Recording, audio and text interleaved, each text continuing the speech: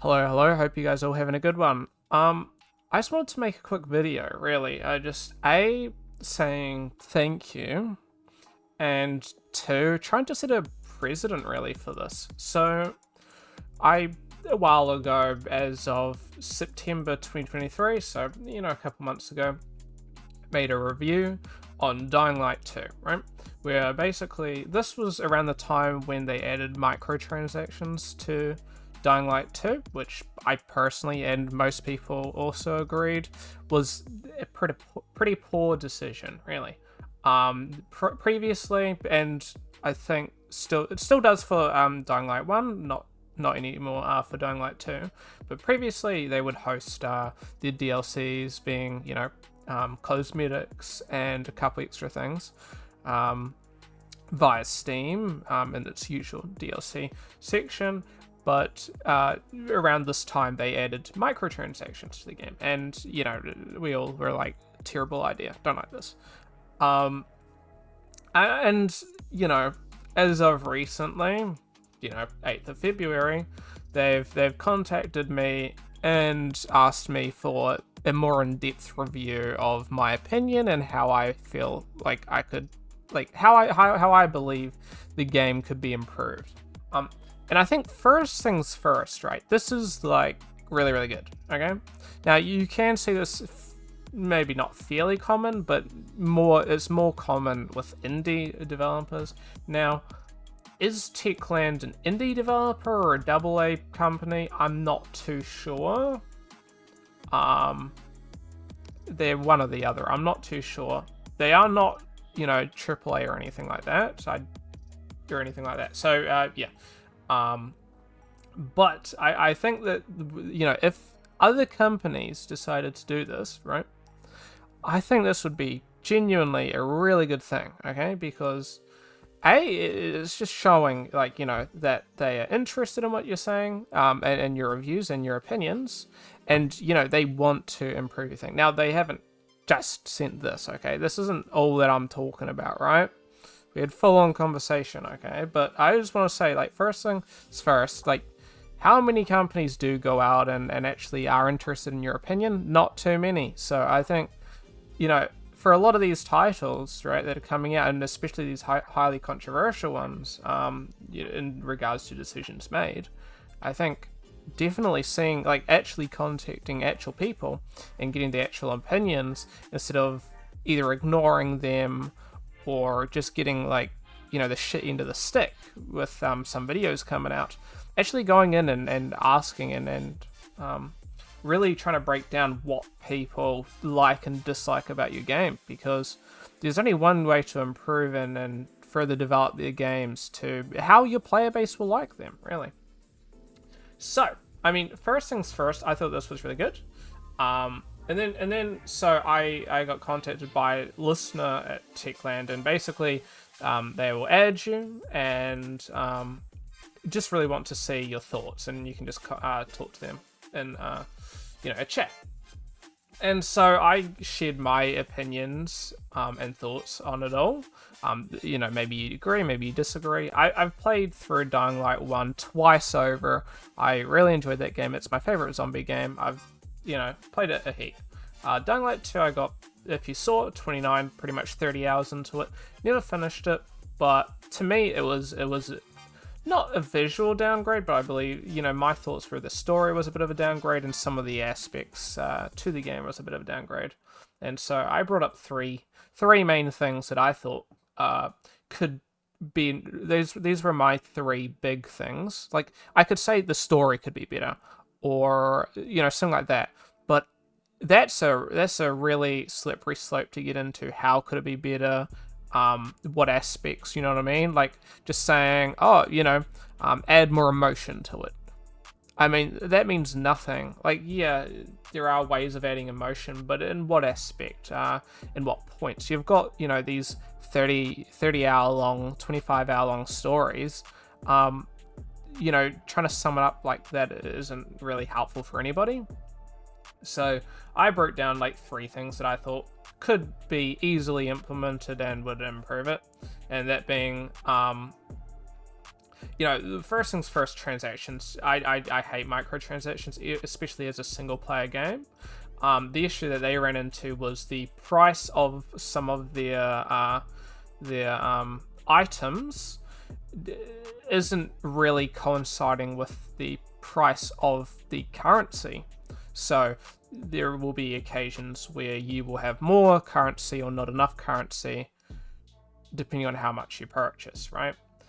Which I don't really think that's a particularly great idea. Sure, if for me, it's just a case of if a thing you're wanting to sell it for, $5 and sell it for $5. Don't, run into these issues, where you're overlapping and you have a bit of extra currency and stuff and you got nothing to spend it on. That's just a waste of money then. For the players, right? On top of that, I believe the lack of blocking was fairly substantial. To me, it didn't make sense. I believe the first game had blocking.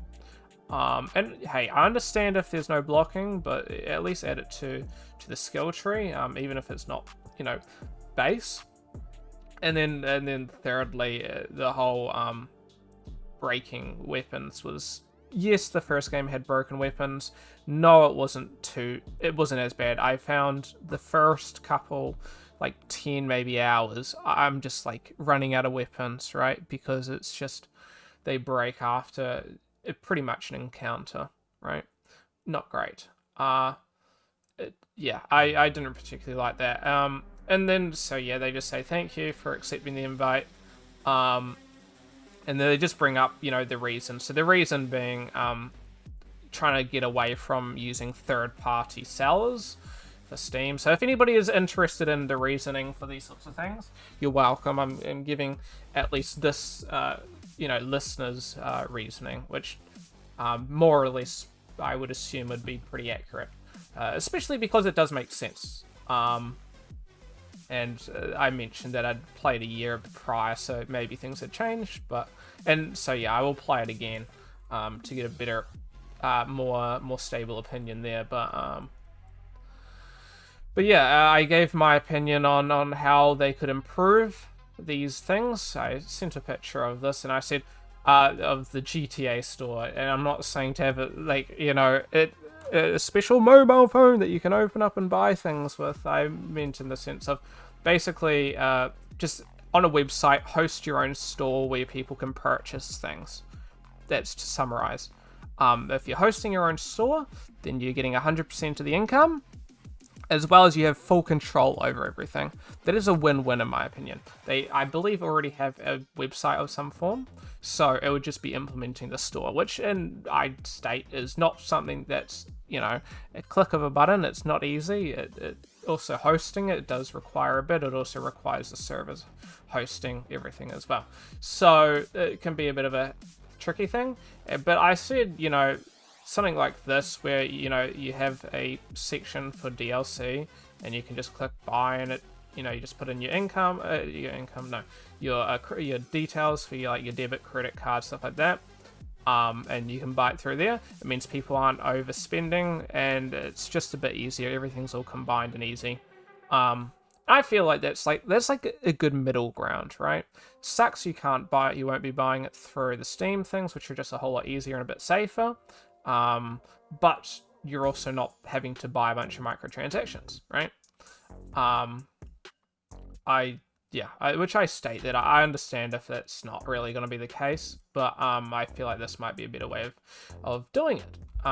Basically, they therefore say thank you and that they're going to bring it up with the team. And they said that they added a couple updates since I've last played that aligned similarly with some of my requests for changes. So that they would recommend that I try play it since, which I will, and that they're continuing to add more features and improve the game for a decent amount of time. And I think that was to me, that's a really good conversation. I think that's a really good thing that they've done, because they've gone out, talked to me about all this stuff about what I think, whether the fact that I have made games prior is kind of besides everything, right? I could be a nobody, right? And they're still asking me, right? I think that's really cool. Yeah, you don't really get this. And bear in mind, you only really need like a handful of people just going through some of the comments. Yeah, you get the whole shit where some people are just like, bad game, which is not transformative. That's not helpful to anybody.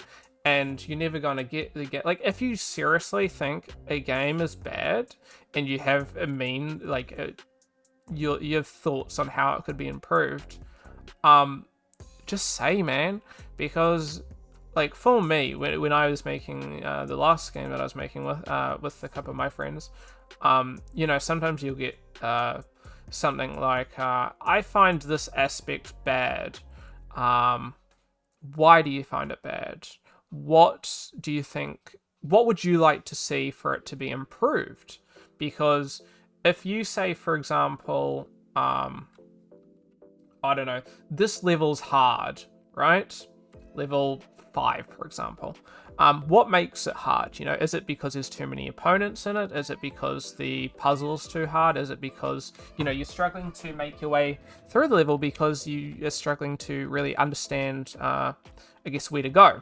There's multiple aspects to these things, and especially for bigger games like what these guys are working on, they have so many aspects to the game, it's kind of hard to really break down a lot of stuff. So I think, to me, I'll summarize this really being just, this was good. I would like to see more big companies do these sorts of things and interacting with their consumers, because,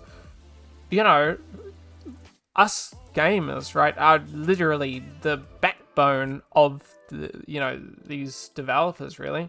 That's not to say that we hold all precedent over them, but if we think your game is shit and don't buy it, you're in a bit of a shit situation. It's happened plenty of times, right? The latest thing that I could think of would be in this similar situation, not similar to this, but would be potentially Suicide Squad, right? A lot of people don't like the fact that it's what's the thing? A lot of people don't like the fact that it's pretty much always online, and it's going to be the case of they're dropping content. I forgot the term. It's off the top of my head, but yeah, like they're bringing content, in these periods similar to games such as, I believe, Apex and Fortnite and stuff like that, which are, pretty hit or miss. The nature of those games is a little bit different. I believe a game where, it's just going around shooting people, there's no real story, there's no real thing. Like, yeah, they add a bit of story into it, but that's kind of a very side factor. For a game that's heavily focused on story, live service is the term that I'm looking for. But for a game that's heavily story related, which I would say the Suicide Squad game is, live service is generally not a way that you'd want to go. Similar to kind of where they went with the old Saints Row well, some would argue 4, but the reboot is more what I'm meaning, where unfortunately they kind of missed the mark, and if they'd spoken to their player base, potentially they wouldn't have gone under as a studio, because then, they'd be more, in touch with their players. And I think these days where there's a lot of developers, like studios, going under, and a lot of these things coming up where, you're getting major games coming up that are either hyper-focused on just generating money and not being a particularly great game, or, just being completely out of touch with their fan base. I think that is really something that these days is probably going to start being even more and further important, as a lot of players these days feel like they have like their opinion is king, really, and that stuff like that. So I think before, if you liked the game, you liked the game. If you disliked the game, you disliked the game, and that was kind of that. But now we're just seeing a lot of shit in the industry of people, you know, you got 10%, 15%, you know, people having to get booted out because of, I mean, yeah, overall it goes back to the whole COVID and how, you know, everybody was hiring a bunch of people because it was like the perfect time. And so now it's really just thinning that herd. But, I mean, it's not a great thing, you know? I'm getting into the industry in the next couple of years, and I don't really want to be dealing with this either. Well, I'm open to get into the industry, but, you know, with all these people getting kicked out of the companies simply because just being let off because, you know, they can't afford it and they've done fucked up.